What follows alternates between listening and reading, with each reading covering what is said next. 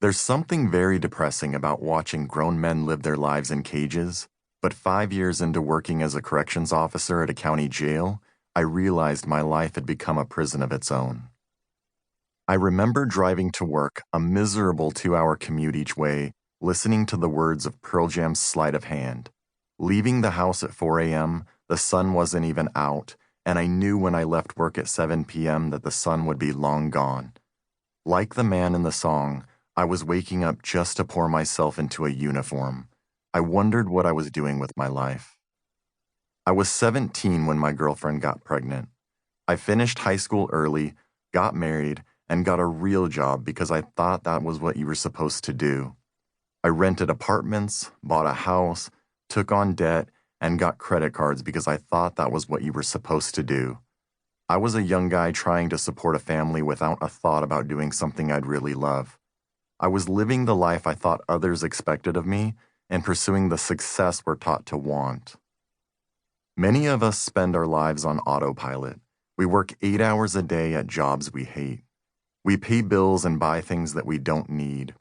We live in homes or cities that we don't love. We stay in unhealthy relationships. We eat and drink things that make us fat and sick. We scroll social media mindlessly. We're so complacent, afraid of risk, or concerned about disappointing others that we ignore the dreams we want to pursue. Most people live that life because it's scary not to. Most people default to whatever is comfortable because it's not fun to rock the boat. Going against what others expect from you is uncomfortable. It may be the scariest thing you'll ever do. So the pain of staying the same has to be greater than the pain of changing. Consider this. What would you do if you had no limitations? What would you do if you had no uncertainty about the outcome? What would it take and who would you need to become to do those things right now?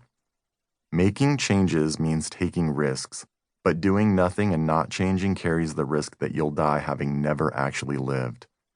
I had never wanted to be average. Growing up, I always had a sense that there was more to life and that I was destined to do great things. I always wondered why some people I knew seemed okay with settling for mediocrity in their lives, yet there I was doing the same thing. It's been said that the 2 best days of your life are the day you were born and the day you discover why. Turning 30 was my turning point. I thought, if I don't do something different with my life, then before I know it, I'm going to wake up at 40 and nothing will have changed. 10 more years of living someone else's life under someone else's rules. My 30th birthday was the day I figured out my why, even if I couldn't yet articulate it. I didn't want to become like Bronnie Ware's dying patients, who commonly said, as described in her book The Top 5 Regrets of the Dying, I wish I'd had the courage to live a life true to myself, not the life others expected of me.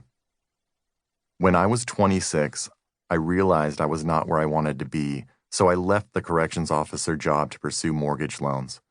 But it wasn't until I was 30 that I started making changes in my life. That's when I went all in on finding out what my best version ever was. Since then, I've built a real estate company that has sold over $1 billion worth of homes and ranks in the top 10 in sales in California.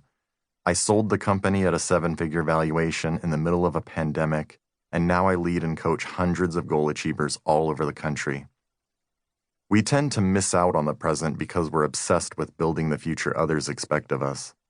If life is like a song, the tendency to build our lives for some distant future we may never see is like looking forward to that last note. Meanwhile, we miss the whole point. We're supposed to be dancing while the music plays.